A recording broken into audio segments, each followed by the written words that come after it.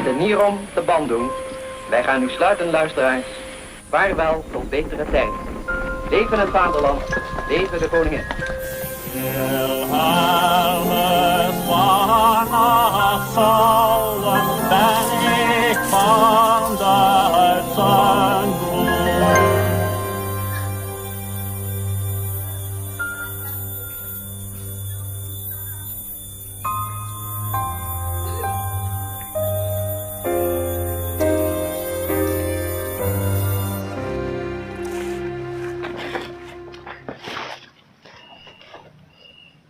Assalamualaikum warahmatullahi wabarakatuh. Sampurasun. Berjumpa lagi dengan saya Rizal. Selamat datang di Sahabat Pena Sambawa Satria Pegunungan. Jadi hari ini saya kembali lagi ke bekas dari perkebunan teh Galunggung ya, Kabupaten Tasikmalaya ya.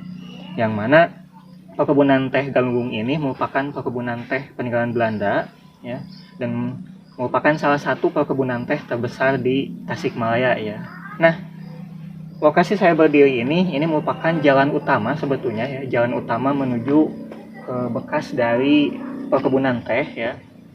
Ini sebetulnya tidak jauh lokasinya dari lokasi saya kemarin ya, yaitu dari kebun satu ya, seperti itu ya. Jadi ada dua jalan, ada jalan utama yang ini dan ada satu jalan lagi yang masih digunakan.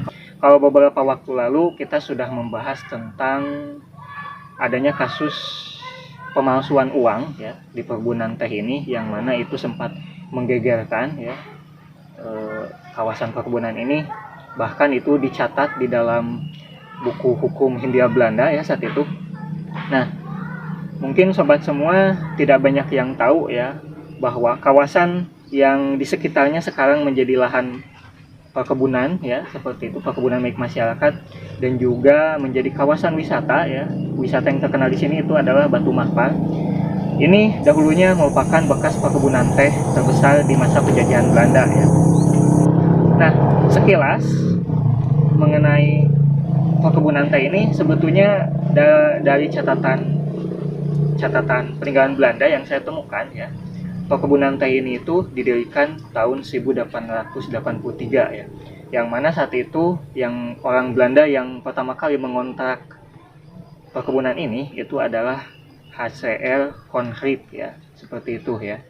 Jadi Von Riep ini yang pertama kali mengontrak gitu ya, mengontrak lahan ini menjadi perkebunan kopi dan juga perkebunan teh ya, seperti itu ya. Nah, di sisi lain sebetulnya di sini juga ada perkebunan kina ya saat itu ya. Jadi yang diusahakan di masa penjajahan Belanda itu adalah teh, kopi, dan kina ya. Kalau kopi sendiri sebetulnya itu sudah sejak lama ya, dan pastinya itu sudah dibudidayakan di masa sistem tanam paksa ya. Nah, seiring berjalannya waktu perkebunan ini berkembang, bahkan namanya itu berganti-ganti. Awalnya itu Tea Onderneming Sukajadi ya, karena lokasi perkebunan ini namanya itu adalah Sukajadi. Lalu selanjutnya namanya berganti menjadi Tea Assam Onderneming Singaparna ya, dan yang terakhir menjadi perkebunan teh Galunggung ya, Tea Onderneming Galunggung ya saat itu ya. Nah, ada satu kisah gitu ya, kisah nyata yang dahulu sempat diceritakan oleh sesepuh yang saya temui ya, yaitu Ma Aisyah ya, yang tinggal di dekat wisata Batu Mahpar ya. Jadi beliau ini menceritakan kisah di tahun 35 ya. Saat itu beliau masih kecil dan beliau ini punya teman namanya itu Tineke ya. Jadi Tineke ini adalah anak dari administrator perkebunan teh Galunggung ya saat itu ya. Jadi karena keduanya ini masih kecil ya, sehingga mereka itu bermain bersama ya. Nah, karena Ma Aisyah ini juga saat itu merupakan anak dari mandor pabrik ya, mandor mesin ya saat itu ya. Jadi otomatis ya mereka ini bisa bermain dengan dekat ya, seperti itu ya. Di sisi lain ya, ayahnya dari Tineke ini adalah administrator perkebunan teh Galunggung, namanya itu Tuan Van Til ya. Istrinya itu adalah Diana Koets ya, seperti itu ya. Nah, ada beberapa cerita sebetulnya. Karena kedekatan Ma Aisyah dengan Tineke, sehingga memang kisah yang diceritakannya itu kisah yang menarik ya, seperti itu ya. tidak ada istilahnya clash antara pribumi dengan Belanda ya saat itu. Bahkan karena memang sebuah kewajiban ya, sesuatu yang wajib kalau seorang administrator itu bekerja di Jawa Barat itu wajib bisa berbahasa Sunda ya. Nah, Tuan Fantil ini ketika Ma Aisyah ini sakit ya, itu meminta supaya Ma Aisyah ini diperiksa oleh mantri gitu. Bahkan itu ngobrolnya itu dengan bahasa Sunda ya seperti itu, dan menyebut ke ayahnya itu juga juragan ya, juragan mandor. Juragan mandor itu eta ka pamantri gitu, enggal di Landongan kayak gitu ya.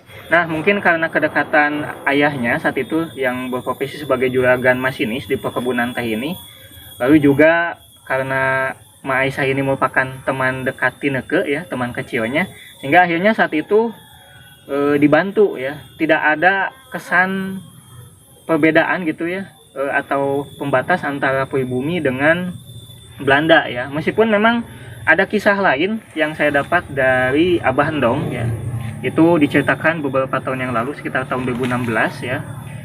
Ceritanya ini berbeda ya, tetapi masih di zaman yang sama ya, seperti itu ya. Ini antara clash antara pribumi ya, dalam hal ini para pegawai perkebunan teh Galunggung itu dengan Tuan Fantil ya. Jadi beliau bercerita bahwasanya ada satu tempat ya yang dinamakan dengan Pasir Kuda ya, seperti itu ya.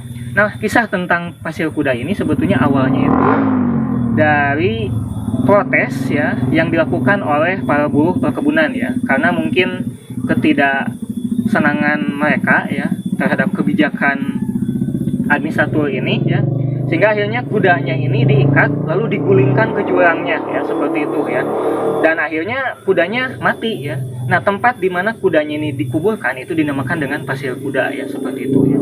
Itu kisah clash antara pegawai perkebunan saat itu ya, buruh perkebunan teh dengan administrator ya, seperti itu ya. Nah, jejak dari bekas dari bangunan gedung Kawasa ya, gedung juragan Kawasa, lalu juga pabrik sebetulnya sudah tidak ada ya, sudah hancur ya, seperti itu. Dan itu tinggal kenangan gitu ya. Dan saya hanya bisa mendapatkan ceritanya itu dari Ma Aisyah sendiri saat itu ya. Beliau juga saat itu bersama Tineke pernah dipotret dengan harimau buruan gitu kan dari Gunung Galunggung gitu kan, lalu juga dengan ular piton yang besar ya, itu sempat diburu ya dari lereng Gunung Galunggung ini ya, seperti itu, dan pernah dipotret di gedung juragan Kawasa ya saat itu yang dialami oleh Ma Aisyah ya.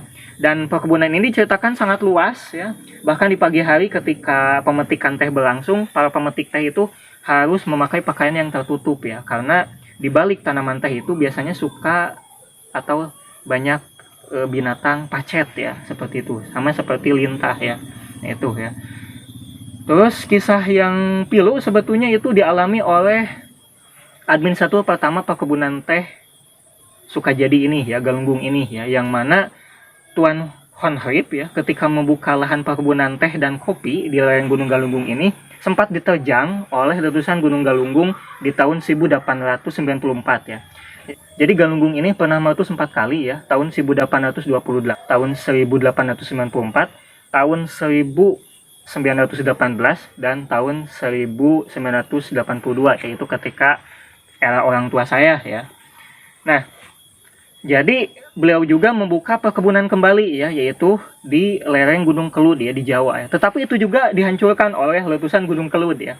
Dan terakhir beliau membuka perkebunan di Manunjaya ya, Tasikmalaya. Tapi dalam sebuah surat kabar Belanda ya yang saya baca, ternyata beliau ini meninggal secara tragis ya. Beliau ini jatuh ke jurang. Entah apa yang terjadi yang membuat beliau seperti itu ya. Nah, perkebunan teh ini kemudian hancur di masa pendudukan Jepang dan sempat dijadikan camp internil atau tempat tahanan Belanda ya, seperti itu. Bahkan ada pernah ya gitu, ada satu riwayat yang saya temukan dari arsip Belanda itu pernah juga istri dan juga putri dari Tuan Bowens ya, pendiri perkebunan teh Sambawa di Taraju, itu sempat ditahan di sini ya di zaman Jepang ya, sebelum dipindahkan. Lalu tempat ini sempat menjadi lokasi Romusa juga ya. Bahkan ada cerita dari almarhum Abah Nuh ya, dari Mangunreja, dulu bersama ayahnya yaitu Pak Sanusi sempat ditugaskan oleh Wedana itu untuk Romusa di sini ya, membabat pohon teh ya yang saat itu sudah sangat besar ya. Karena Jepang tidak membutuhkan teh ya, tanaman teh diganti oleh kaliki ya saat itu ya. Dan akhir dari perkebunan teh ini adalah di masa kemerdekaan ya, ketika terjadi gedoran ya.